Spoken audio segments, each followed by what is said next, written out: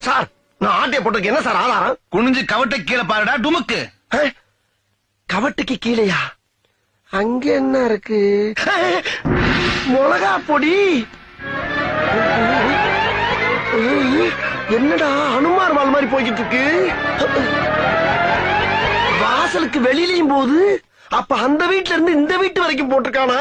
அட புறம்போக்கு. வாடாங்க பிளீஸ். அண்ணே என்னடா இது?